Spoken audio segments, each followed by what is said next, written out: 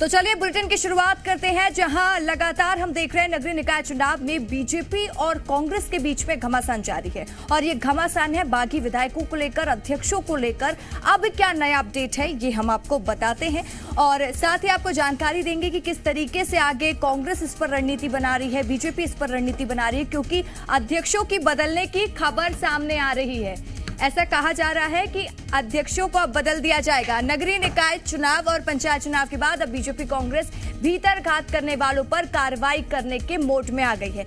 BJP के 19 से ज्यादा जिला अध्यक्षों पर गाज गिर सकती है। जानकारी के मुताबिक सिंगरौली, सीधी, सतना, ग्वालियर, भिंड, कटनी, जबलपुर, अलीराजपुर, डिंडौरी, झाबुआ, रतलाम, आगर मालवा, शाजापुर, अशोकनगर, शिवपुरी, मुरैना, बालाघाट, रीवा और नर्मदापुरम वो जिले हैं जहां संगठन में फेरबदल की तैयारी चल रही है।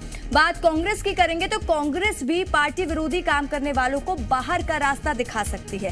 कांग्रेस जिलेवार रिपोर्ट तैयार करेगी, जिसके लिए सभी जिलों से फीडबैक भी मंगाया गया है।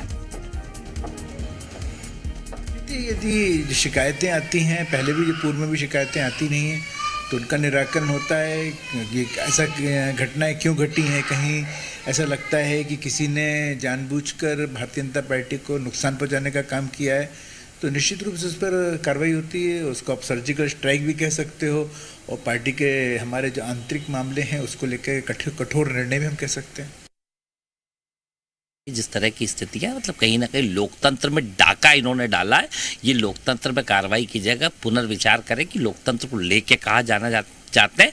एक डाकू पहले हुआ करते थे जो लोगों को लूटते थे, अब सरकार बैठ के डाका डाल रही है और के पार्षदों और सरपंचों, विधायकों और सबको लूटने का काम कर रही है। दोनों पार्टियां, किसी भी अगर कोई पार्टी से बाहर जाकर काम करता है, कई जगह ये हुआ कि उनकी पसंद के उम्मीदवार नहीं है तो उनके खिलाफ जाकर काम किया या दूसरे दल के उम्मीदवार को समर्थन किया, तो ऐसे लोगों के खिलाफ कार्रवाई होना चाहिए ताकि कोई भी व्यक्ति भविष्य में पार्टी से दगाबाजी नहीं कर सके। क्या होता है जनता नहीं जानती, लेकिन सरकार बनी फिर लोग टूट जाएंगे तो फिर 2018 जैसी स्थिति बन जाए। इसलिए कांग्रेस के लिए सबसे ज़्यादा जरूरी है कि अपने लोगों को रोके और इस पर मंथन करे कि लोग हमारे क्यों छोड़ के जा रहे हैं। तो ज्यादा जानकारी के साथ भोपाल से हमारे साथ प्रिया पांडे लाइव जुड़ चुकी हैं। प्रिया, लगातार हम देख रहे थे कि कांग्रेस और बीजेपी में भीतरघात की स्थिति बन रही थी, जिसको लेकर अब पार्टी एक्शन में आ गई है। तो क्या कुछ रणनीति रहेगी, किस तरह से पार्टी कार्रवाई करेगी इन लोगों पर? बिल्कुल, चुनाव के जब से परिणाम आए हैं रसिका, दोनों ही पार्टियां एक्शन मोड में नजर आ रही हैं और इस बार आमने सामने की लड़ाई नहीं बल्कि आपस में मंथन का दौर जारी है। दोनों ही पार्टियां मंथन कर रही हैं, ये पता भी लगा रही हैं कि कहां से भीतर घात हुआ है और जिन जिन ने भीतर घात किया है उन्हें बाहर का रास्ता दिखाए जाने की तैयारी की जा रही है। अगर बीजेपी की बात की जाए तो चर्चा जोर शोर से है सियासी गलियारों में कि लगभग 19 जिलाध्यक्ष हैं जिन्हें बदला जाएगा। नगरीय निकाय और नगरीय निगम चुनाव में जिनकी वजह से पार्षद हारे, जिनकी वजह से महापौर नहीं बन पाए, उन 19 जिला अध्यक्षों को बदलने की तैयारी। इसके अलावा जो विधायक हैं, जो सांसद हैं, उनसे भी चर्चा की जाएगी, उनसे भी रिपोर्ट ली जाएगी कि आखिर उनके जो क्षेत्र हैं वहां पर कहां कहां और क्यों नुकसान हुए हैं।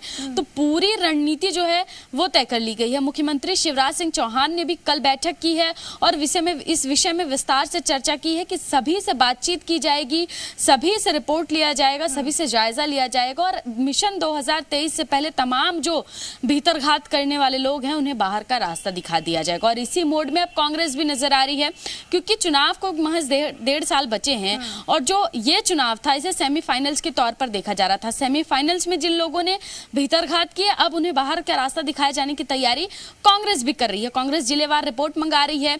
तमाम जो कार्यकर्ता हैं, जो स्थानीय स्तर पर, जो ग्राउंड पर काम कर रहे थे, उनसे विस्तार में बातचीत की जाएगी, रिपोर्ट मंगाई जाएगी, जिलेवार पूरी सूची तैयार की जाएगी और भोपाल के तर्ज पर ही उन पर भी कार्रवाई करने की तैयारी की जा रही है। तो दोनों ही पार्टियां कमरकस तैयारी कर रही हैं। 2023 के विधानसभा चुनाव से पहले तमाम जो लोग हैं, जो पार्टी से तो जुड़े हुए हैं लेकिन संगठन के विरोध का काम कर रहे हैं, उन पर गाज गिराई जाएगी और उन्हें पार्टी के बाहर का रास्ता दिखाए जाने की तैयारी की जा रही है। बिल्कुल प्रिया, 2023 को ध्यान में रखते हुए काफी अहम हो जाता है कि पार्टी में एक जो बॉन्ड है वो जरूरी है। लगातार पार्टी एकजुटता की भी बात करती है, लेकिन इस सेमीफाइनल में ऐसा दिखा नहीं है। कई जगहों पर बीजेपी के एंटी विरोधी उन्हीं के पार्टी के लोग हो गए थे और साथ ही कांग्रेस में भी ऐसी तस्वीरें सामने आई थी। तमाम जानकारी के लिए बहुत बहुत शुक्रिया प्रिया आपका। तो